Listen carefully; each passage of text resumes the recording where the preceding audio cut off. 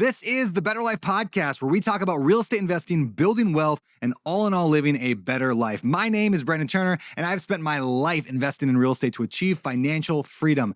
And alongside my co-host, Mr. Cam Cathcart, we want to help you do the same. On the show, you're going to hear from world-class guests who have been handpicked to help you level up your investing, your leadership, your goals, your habits, and more to become the very best version of yourself.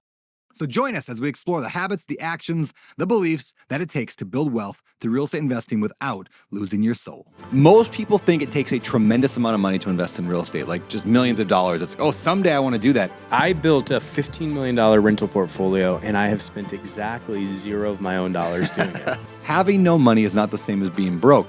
Broke is a condition. And so how do we fix that condition? How do you get a mindset that isn't broke? Hey, how much money does it actually take to invest in real estate? My name is Brandon Turner. I'm going to break it all down for you today here with my buddy Cam Cathcart. Yes, cannot wait. It's going to be a good time, man. So this question, I decided to make a YouTube video on this because most people think it takes a tremendous amount of money to invest in real estate, like just millions of dollars. It's, oh, someday I want to do that.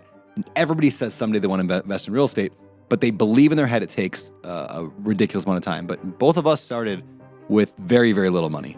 I built a $15 million rental portfolio, and I have spent exactly zero of my own dollars doing it. So you can definitely do it. Now, granted, the market is definitely different from 2020 and 2021 when I was doing that. But yes. Yeah, the market's changed, but the idea and the strategies we're going to talk about today, they have not really changed that much. I mean, the stuff that I was doing 15 years ago, 17 years ago when I first got into real estate is still the stuff that I'm doing today. I mean, I'm doing it at a much larger scale today, and I'll talk about partnerships and whatever, but I've grown to $1 billion portfolio, 13,000 units, and it's all off the same strategy I did on my very first deal. So I'll talk about that today. Yeah, and I mean, we'll do $30 to $40 million this year, like in flipping, and none of that will be my own money. Yeah, so now it'll be recycled money, but not my own money. And we'll talk about what that means, recycled money, here in a little bit. So stay tuned for that. If you find this video helpful, just do me a quick favor.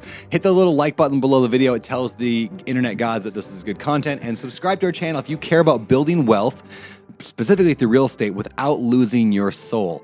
So again, like I said earlier, Cam and I, we are both real estate investors. We're both multimillionaires, and we are the hosts of the Better Life Podcast. This is not a podcast. This is just a video that we want to teach you something. So grab a pen, grab some paper, take some notes. First point I want to make is this. I wrote this. It does take a ton of money. It takes a ton of money to buy real estate, but that money does not have to be your own. And so I think getting that concept through our heads is super important. Is it doesn't have to be your money. Money comes from somewhere. But to buy real estate, it's not like you're just writing a check from your checking account for $100,000 to buy a house. Yes, and I do get it where people struggle with that. Because when I was first starting, I'd see people buying houses all the time. I'm like, I can never be a real estate investor because I have $12 in my bank account right now. Like, it's just not going to happen. You were a pastor. Yes. You were broke. Broke is a joke. Yes. And I did not understand it until I started learning that it doesn't have to be my money. It doesn't have to be your money. It does have to come from somewhere. So understanding money is more important than having money. I think that's a good point that we should probably pop that text on the screen, right? Understanding money is more important than having money when it comes to investing in real estate, in business.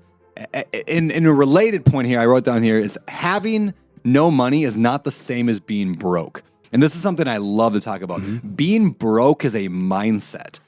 Being broke is a way of functioning with your money, but having no money is a temporary problem. Like lots of us, I mean, I had no money when I got started. You had no money when you got started. Lots of people have no money. I mean, technically every single human has no money at some point in their life. When we're all young and broke. At least 5 times a year I have no money. We've put it out into properties. Exactly. You put it into money. So having no money is not the same as being broke. Broke is a condition. And so how do we fix that condition? How do you get a mindset that isn't broke? It's called financial literacy. Can you explain financial literacy, Cam Cathcart? Yeah, financial literacy is just knowing how money works, where it's coming from and where it's going, especially like in the real estate game.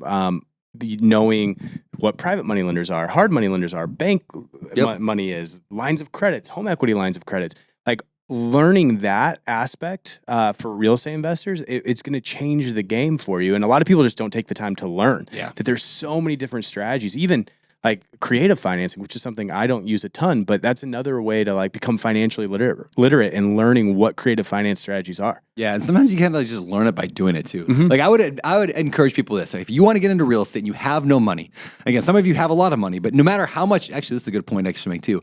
No matter how much money you have, you will never have enough money to buy all the real estate you want. Like let's say you have $1 million in the bank, great. You're just naturally going to want to buy more real estate than you could. You'd use the $1 million and then you'd be out. And you're like, well, I got to figure it out. So we all have to learn creative strategy. We all have to be financially savvy and get financial literacy, no matter where you find yourself. And so, again, a couple resources to get you started there. The book Rich Dad Poor Dad is phenomenal. I've interviewed 500 plus investors over the last decade on real estate podcasts, and 90+% have named that book as the book that got them like understanding money and got them excited about it. So if you've not yet read Rich Dad Poor Dad, I'd recommend that one. The Richest Man in Babylon is another great one having to do with financial literacy. And then if you want to know more about just creative finance, which we'll talk about the strategies here in just a minute, but I wrote a book called The Book on Investing in Real Estate with No and Low Money Down. It's just like a dozen different strategies that you can do to buy real estate with no money. But we'll just talk about it right now, so you don't even need to read the book. You can just hear it here. Yes, love it. All right, one more point before we go into the actual strategies, and that is this. There are 3 things needed to buy a real estate deal. You have to have knowledge of what you're doing. You have to understand it.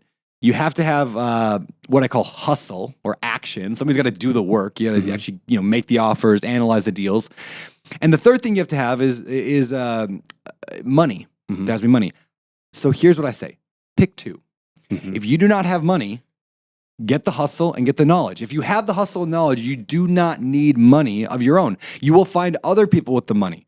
But if you have the money, if you have money but no knowledge and no hustle, you're going to lose your money. There's a good chance you're going to get taken advantage of. So if you have money, gain knowledge, and then somebody else can do the action. And so this is the beautiful part of our real estate is, I have 2,500 lenders or partners who have worked with me to buy real estate. They have money.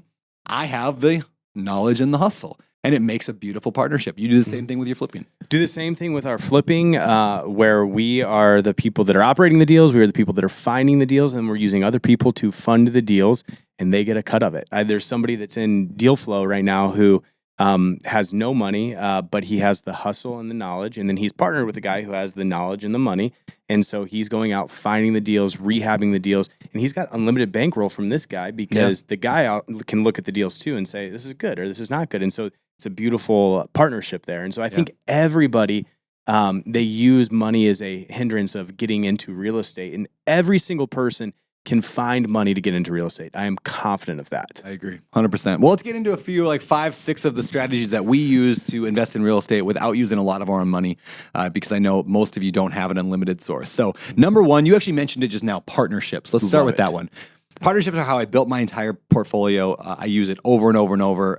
Partnerships are beautiful because, again, if you have the knowledge and you have the hustle, somebody else can bring the money and you can make it work. Yeah. So a lot of times what I see works best with partnerships is with private money lenders. And a private money lender is just somebody that's kind of an arm's length from you. It's a family, it's a family friend, it's a friend of a friend that has money. You're going to essentially bring a deal to them and ask them to fund that deal. And you're going to give them either a percentage, a return on their money. Typically, I offer around 10 to 12%. Or you're going to go into a partnership with them where you are bringing the knowledge and the hustle. They're bringing the money, and you're going to split the profits on that deal 50-50, 70-30, whatever you guys come up with. But I think it's such a great strategy for a lot of people that are just starting to invest in real estate is by finding somebody to partner with you that has the money. And the one thing I would say is when you're just starting, do not be greedy because having half of the watermelon is a lot better than a whole grape. That's good, man. So how does somebody find, a lot of people might be wondering, how do I find a partner? Like somebody who's going to want to give, I'm brand new. I don't know what I'm doing. How am I going to find a partner? Yes. So the first thing that I would say is like, and this is my go-to answer with everything, is just networking and reaching out to people, getting in rooms with people that are wealthy. So networking. But another thing that I did, and granted, I have a network of people that I know that are wealthy. But when I first started, I sat down and I just made a list of everybody in my phone that I thought had some money. And I started reaching out to them. I put together a business plan. And I said, here's what I'm doing. I'm buying houses. Here's how I'm analyzing the deals, buying them at 75% of the ARV minus repairs and holding costs. and I'm going to fix them up and I'm going to sell them for a profit, or I'm going to keep them, I'm going to refinance out of them, and I'm going to get you your money back. Here's what you get. Here's how you can be confident that your money is good with me.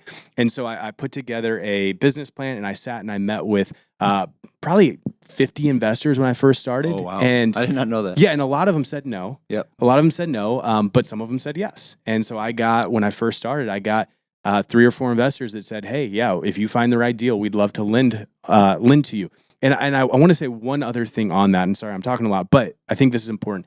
When I first started, I thought I have to go after these multi-millionaires. And over time, I've realized that's actually not my primary lender is not that. It's the friend that sold a house and made a couple $100,000 and it's just sitting in the bank and it's not being put to work. It's the average guy that's making $75,000 a year that has inherited a couple $100,000 and wants to put that to work. It's not typically the person that sold a business for $10 million. That's a really good point. All right, number 2, house hacking. So I brought this up because this is how I started in real estate. Did you house hack? I never house hacked. Okay, so I house hacked multiple times. I'm even house hacking right now here in Maui in a multi-million-dollar house. House hacking is where you buy a property that has an extra unit. Now, maybe it's a bedroom that you can rent out, but usually it's like a duplex or a triplex. You buy that, you live in one unit, you rent the other ones out. The beauty of that is there's a loan called an FHA loan. An FHA loan allows you to pay just 3.5% down payment, and you can get the entire property. So if you find the right small multifamily, like a duplex, you can live in half it, rent the other half out. I've done that over and over and over. And now you can live for free. And when you can live for free because you got the other unit paying your entire mortgage, you free up your time to be able to buy more real estate deals, find better options. And house hacking can be great. Yeah. Another strategy that I love for a lot of people, because we've talked about private money, a little bit about a hard money, or we haven't talked about it, but a hard money lender is typically an institution that's going to give you money for a short period of time, and it's going to be really expensive. It's typically 12 to 15%. Yeah, I have a hard money company, and we're typically 12 to 15%. Sometimes you go as low as like 7, but like you got to be pretty experienced for that. But it's just you work that into your math, and then it could work out. So, but one thing that I love with private money and hard money is combining the two, because a lot of people might be watching this and saying, well, I don't have a family member or a friend of a friend that's going to write me a $200,000 check. Yeah, you might not, but you probably know a hard money lender. There's a hard money lender out there that's going to write you a $150,000 check. YourLifeRef.com. Exactly. And you might have a friend of a friend or a family member that's going to write you a $50,000 check. And then by combining the two, you can still get into a deal without any of your own money. Yeah, that's so true. I'm a big fan of combining these strategies together. And another strategy I like that we'll talk about is I call the flip one, rent one. I probably need a better word than that, but it's probably a lot of what you do, which is where you flip houses. Y'all know what flipping houses is, right? You buy a house, fix it up, make it look way better, sell it for more money. But the beauty of that is you build a machine that can buy these houses, rehab them. And again, the same strategies for money, hard money, private money, they still work in this way. So you buy one and then you fix it up, you sell it, and then you take the profit and you then buy a rental with that profit. And you flip one, and then you hold one, or you rent one. You flip one, you rent one. And so that can be a good way to build up a portfolio. And you can kind of cherry pick the best rentals, keep those, and then the ones that you want to flip, you flip. And then the last strategy, and I guess this isn't typically, this is actually the action of it, not going and finding money, but it is the Burr method, which is incredible, which you're using private money, hard money, to go buy a property. And you're buying it at 70 to 75% of the value, and you're fixing it up, and then you're putting a tenant in there, and then you're taking it to a bank. The bank is going to go do an appraisal on it. They're going to say, hey, we're going to give you 75% LTV, and you're going to be able to get a bank loan on it, take that money, pay back your private lender or your hard money lender, and you're going to own a property without any money out of your own pocket. That is how I've built my $15 million rental portfolio. And I will say for a lot of people, it's tough to do that unless you use creative strategies, especially on the coasts. But the Midwest Burr is still a thing, and you can still do it all day long. Yeah, I love the Burr strategy. There's a great book on that also. It's called Burr. It's by a good friend of ours, David Green. Buy, rehab, rent, refinance, repeat. You can get it at Amazon. Just look for Burr, Burrrr, by David Green with an E at the end. All right. So those are some of the strategies. Again, there's a lot more out there. Again, I wrote a book with a dozen of them on there. There's things like seller financing or sub-2 or lease options, wholesaling. Those are all different ways to invest in real estate without a lot of money. But I want to move over to some actionable steps, and we'll close out this video in just a minute. I'm going to give you 6 quick steps on what you can do next. Number one, live on a budget and start saving money. Like that's such an easy thing, but majority of people don't live on a budget. They just spend what they make, and they at the end of the month they're like, oh, I ran out of money, or hey, I ran out of a month. Either way, they're struggling every single time. And so simple thing you can do, get a budget, start living on it. Yeah. Second thing that I would say, especially for somebody that doesn't have a private money lender or can't go into like a partnership with a private money lender, you have to work on your credit score. Because if you go to a bank and ask them to lend on a property, or you go to a hard money lender and ask them to lend on a property, they are going to check your credit. And if you do not have good credit, they are not going to lend to you. So work on your credit score. Remember earlier I said that having no money is not the same as being broke.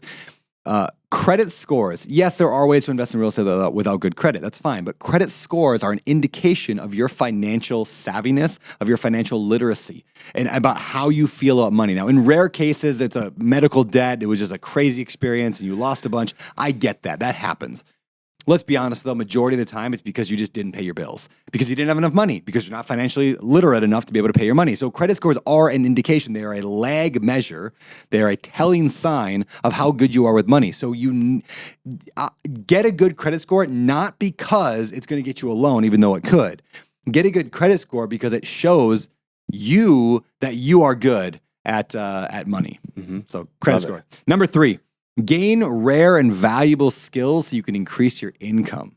Yeah, it's amazing. And I think that's super important because a lot of people, especially when it comes to real estate, they don't know what they're doing. Yeah. And if you get really good at knowing what you're doing in real estate, the money is going to follow all of the time. Yeah, there are skills out there like knowing how to hammer, like knowing it's a valuable skill. I mean, knowing how to build something, but it's not super rare. Right? A lot of people know how to hit a hammer and build something. Therefore, because it's not rare, it's not worth much. You don't make $1,000 an hour building a house, like nailing a house. Mm-hmm. But you know what you do make $1,000 an hour on is knowing how to supervise a brand new construction house. Mm-hmm. Like if you're the investor who knows how to put together an entire new build, and you work 50 hours on a project and you make $50,000, you just made $1,000 an hour. And that's a real thing. So there are skills that are worth $5 an hour, skills that are worth 10, 20, 50. One of the reasons Cam and I both love real estate so much is because there are a lot of rare and valuable skills to be gained when you get good at real estate. Analyzing deals, making offers, marketing, networking, those are all $1,000 an hour jobs. I would say for me, one of the reasons that we were able to grow, my rare and valuable skill was I learned how to find deals.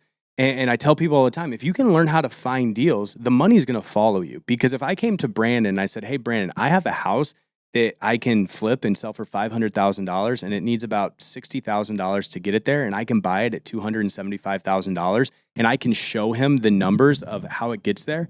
And I tell Brandon, hey, you're going to get a 30% profit split, or I'm going to pay you 12 or 15% on this. He's going to say yes if I show him the numbers. But that's because I got really good at finding deals, and I can go find deals like that. And so that's my rare and valuable skill is I learned how to find deals. That's true. And the beauty of that is, like, how do you learn how to swing a hammer? You either find somebody who swings a hammer and they show you, or you go out there and start swinging a lot of hammers the wrong way and you figure out the right way, or you go read a book or watch a YouTube video on it. Same thing with rare and valuable skills. Like, how do you learn to flip a burger? Somebody showed you how to flip the burger. How do you learn how to analyze a deal? Somebody shows you how to analyze a deal. You watch a YouTube video on it. So in other words, you can learn. I'm just trying to make you realize, like, you can learn all these skills for free on the internet. It's wild. So people spend their time learning how to I'm going to make fun of an industry here, but they spend their time learning how to be really good at Fortnite. That's a very, very unvaluable skill. Invaluable. Like, it's unless not worth you're anything. Ninja guy Unless who's you're worth like really, 150 really million. Yeah. But most of us, you're not making any money off it. So why not spend a little more time developing rare and valuable skills rather than common and cheap skills? Yeah. That's the point I'm trying to make there. Next one is something you're really good at. Next, kind of a next step for people is to build relationships with existing local investors. Why is that important? I think that for me, it was the most important because I learned how to raise money. I learned how to have conversations. I think from a meetup that I went to, I met kind of my mentor in the industry. And I was telling him that, hey, this was at the very beginning when I started. I'm having all these meetings with people that are potential investors, and they all keep saying no. Like, there was a really great family friend, potentially family member, that I asked for money, and he looked at me and he said, "Never ask again." And yeah, and so, and he gave me like advice, and this wouldn't have came without going to a meetup and meeting him, but it changed the game for me. And he said, "Cameron, when you go into those meetings, you have to sit there with confidence and know that you are offering a really, really great opportunity for them. You have a valuable asset that's backing it up, and you're giving them an incredible interest rate." And so, and that changed for me because I was walking into these meetings feeling like I was almost asking for a handout, or a favor. And I started going into these meetings with a little bit of pride and confidence of like, I'm offering a really, really great return for you with a really great asset backing it up. And immediately, just because of that, my mindset shifted. And when I was having those conversations, I was doing it from a place of, hey, I don't really need you. This is an opportunity for you. And people started giving me money. By the end of the conversations, they were almost begging me to let them invest. Yeah, I love that. Beautiful. Number 5, become the smartest real estate investor in your market. Mm-hmm. This is something that I think expertise is such a superpower that's undervalued, like becoming the best. Like not a mediocre, not learning. Most people want to learn just enough to get by. I want to learn just enough how to flip houses to flip a house and make some money, rather than I want to be the best flipper in my market. And again, you can gain that for free on the internet, or you might join a course maybe and pay a little bit, or read a book and pay $20 for a book. Either way, you can gain the knowledge, and you gain knowledge by reading, and you gain experience by doing. So get out there and just seek to be the best. Don't settle until you're number one. Love it. Yeah. Number 6, last one. And you brought this up, and I'm going to say it again, though, because it's so important. Focus on finding the skill of finding deals. If you can analyze, get leads and analyze them correctly, those 2 skill sets, which is what it takes to find great deals, is you have to get leads and know how to analyze them. And there's some negotiation and all that in there as well. That is the secret today that makes everything else easier. Mm-hmm. You can get money, you'll get cash flow, you'll get financial freedom, all of that if you focus on that rare and valuable skill of getting good deals across the plate. Can I add a bonus? Please. I think this is important because I had a conversation this morning about it, but do what you say you're going to do. Always. If you tell an investor that they're going to get a return, give them their return. I talked to a friend today who's losing money on a deal, but he offered his investors a minimum payment on that deal. And even though he's losing quite a bit of money, he's like, I'm still going to repay him because I told them that I would. And I told him that is going to pay such huge dividends down the road. Yeah. So if you are using private money, hard money, bank money, do what you say you're going to do every single time, and that will pay off in ways that you can't even imagine. So true. Hey, if this video was helpful, click the little like button and subscribe for more content on building wealth without losing your soul. We appreciate you. We love you. Have a great day. Hey, thanks for tuning into another episode of the Better Life Podcast. I hope you enjoyed this show and got some valuable insights to help you lead a better life for you and your family. Now, hey, if you found value in this episode, please consider subscribing here to our YouTube channel and let me know in the comments down below what you thought of this episode. I mean, your feedback actually helps us improve the show and reach more people with that message of living that better life. So be sure to subscribe so you never miss an episode. And hey, before I go, this show and this channel is all about the habits, actions, beliefs, and strategies that give you a better life. But in case you're interested and you want to know my opinion on what it takes to live not just the better life, but the best life ever from like a spiritual and faith standpoint, check out abetterlife.com/bestlife. Thank you again for listening and watching. We'll see you next time on the Better Life Podcast.